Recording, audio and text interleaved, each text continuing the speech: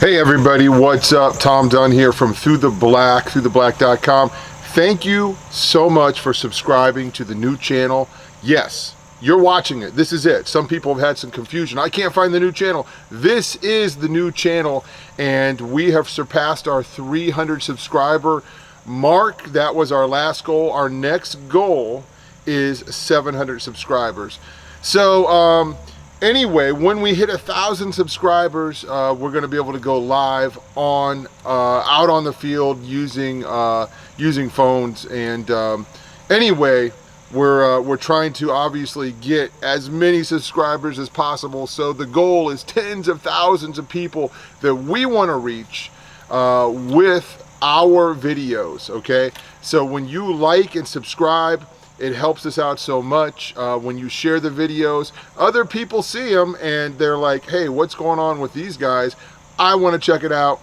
And then that's how we meet new people. Anyway, guys, I want to share with you this interview that we did a couple weeks ago at the Pagan Pride Festival. And this is a gentleman whose name is Crew. I didn't get the spelling on that. And I didn't get the spelling on a chaos. That's a chaos. That's what he calls himself. Somebody that does chaos magic, right? We've been talking about chaos magic. It seems that everybody there was involved in chaos magic. A lot of people were. Anyway, I don't have the time to edit these videos down the way that I would like to and present them to you and break them down and comment on them. There's just not enough time. So I'm just trying to throw it out there as raw as I can and just kind of share the experience. I went up there to hear from these guys, okay? I didn't go up there to attack them. I didn't go up there to, just to invade what they were doing, okay? We did go up there to pray. We did a lot of praying, and we talked to some people. And this is another video. I want you to kind of listen to what he says about how he realized that Christians weren't really obeying the Bible, or they weren't adhering to it.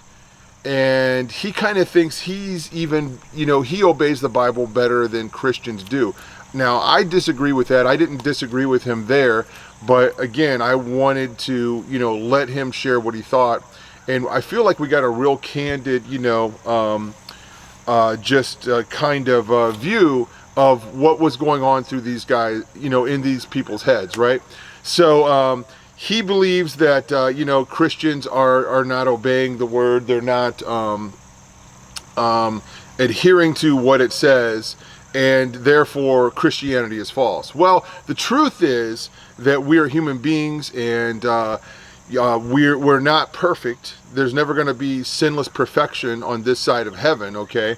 And there are hypocrites in the body of Christ, in the church, and I've been one of them before. I work very hard not to be one. I want to walk out what the Bible says. I want to obey it.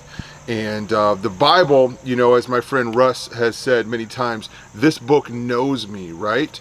So anyway, something else I did in this interview is, and what I was trying to do in the interview is ask these guys, are you alarmed? Are you concerned about the dangers of what you're doing? And it seems as though they didn't really have to think about it too long.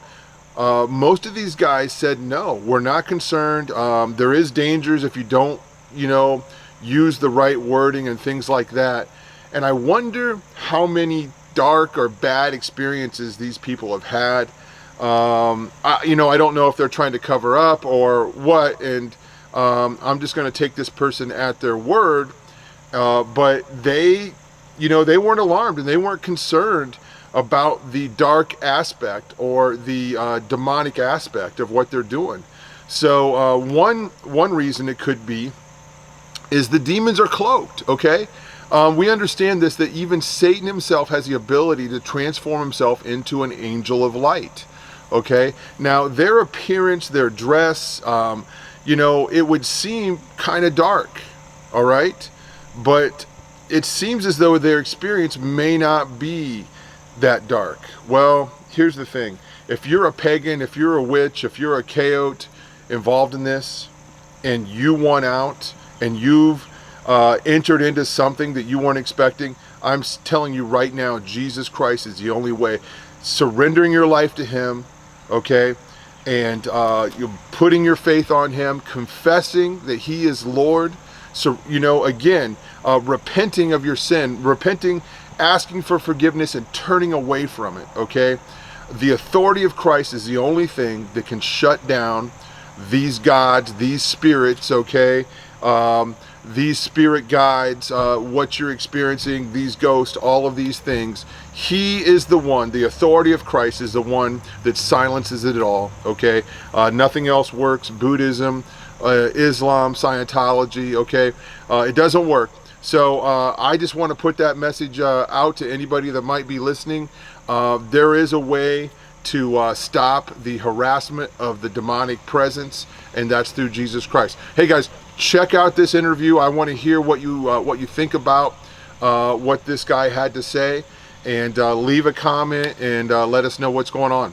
All right. So, hey, what's going on, guys? Still out here at the Pagan Pride Festival, and we met this gentleman here, and I'm going to ask him, what's your first name again? You can, Crew and A, but I tell people to just say Crew because Gaelic is Crew. hard. How did you find yourself at the Pagan Pride Festival today? I've been in the pagan community for maybe 10 years. I do Starwood Festival, Winter Star, all those sorts of things. So you know, I keep an eye open for this sort of thing. All right, okay. Well, even further back than that, so do you call yourself a pagan then? Or? Yes, specifically I'm a chaot. Okay. And what can you share with us what a chaot is? Sure. So every flavor of pagan has a slightly different take. The core thing you have to know about chaots is that we don't care who you believe in as long as you believe in it hard enough. So if you've read like American Gods or anything like that where the belief makes real, that's kind of like chaos magic. There's a great graphic novel called The Invisibles that also has sort of that flavor. Alan Moore is very famously a chaos magician as well. Okay, Alan Moore, of course, the comic book author and the guy behind some of the films like V for Vendetta, everybody knows, right. So, okay, yeah, and we've been hearing a little bit of that today, is just basically if you believe something hard enough, you can manifest it. I mean, we were hearing about chaos magic. Do you do any chaos magic? Or? Correct. The thing that I do most commonly at events like this is my tarot deck that I made from scratch. Okay. And so again, I don't necessarily believe in the red or white deck, so I built mine from scratch because I believe in those metaphors, those images that I put on the paper, and that's what gives it the magic, is my belief in my investment. Right.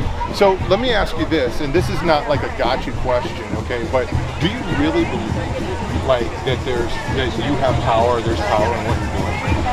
Yes. So I actually have a bachelor's degree in mathematics, and the most religious experience I ever had was in my senior level chaos theory seminar. So chaos theory is a real thing. You've probably heard of the butterfly effect, right? So that basically says there's these mathematical relationships between things that are so complicated that unless you know absolutely everything about everything all the time, it's hard to predict. And so a butterfly in Texas can cause a typhoon in China. That math is real, and I think that magic is sort of that sort of idea that you put that little bit of intentionality into the universe. Interesting, yeah. And it kind of propagates like ripples. Right. Okay. So I had a question, I forgot it, but so let me ask you this: what do your parents and your grandparents think about what you do? Well, I only have one grandparent alive, and she's a little too old to understand what's going on.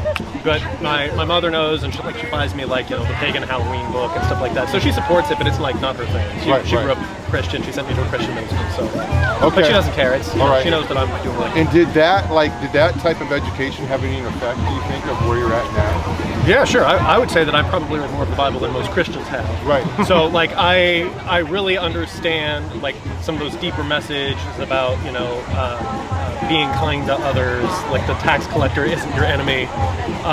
And when I realized that the contemporary Christian church doesn't actually follow the principles that are in the Bible, I sought elsewhere. So do you think there's anything to the Bible though? The Bible, like all holy books, is beautiful and has some profound messages about life. I'm particularly fond of the Tao Te Ching, but I've also read the Bhagavad Gita. Many religious books, and they all have something to teach us about religion. Right. Do you have, like, wherever you live, you mentioned that you do tarot readings. Do you have, like, a business that you do that? Or you I personally do not accept money for my readings, but yes, I have a sign out from my phone that says if you'd like a tarot reading, you know, call this number, and I do tarot readings out of my home. I do them here. Right. And then I also do rituals and things like Starwood and stuff. So. Okay. And there's a lot of, you know, I see a lot of items here being sold for rituals and things like that. What? I remember what I wanted to ask you now. So, what would be maybe the most bizarre thing, or whatever you want to share, that maybe you believe that, like, if you met somebody in Walmart, they'd be like, "Whoa, that's a crazy, like, aliens or Bigfoot or something like that." What can you think of anything like that? Sure. So the thing about being a chaot is, again, whatever you believe in. So among my personal pantheon is the fictional goddess Delirium from the Sandman comics. Okay. Right? Because that is an archetype that is meaningful to me. And so if I told someone I believe in a fictional goddess, they would think that's weird. But then again, what's any more fictional than a comic book, than Thor, than God of Abraham? They're all stories that have been handed to us. Very few of us have personal experiences with those deities, so they're all equivalently fictional. That's weird to me. Right. So one of the things, and we've seen some of these, you know, for sale around here, like Ouija boards or even tarot cards. Does it concern you, like, about maybe crossing a line or opening up a door to something that would be uninvited? Do you think there's a danger in that? Like repercussions? At a festival like this, where not a lot of practice is actually happening, no. But for the average teenager that gets maybe a Ouija board or something like that. I think you should be very careful about how you word things.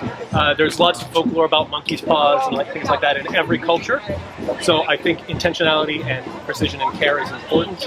But I think that it is unlikely that the average first-time practitioner is going to do anything sufficiently powerful to cause permanent harm.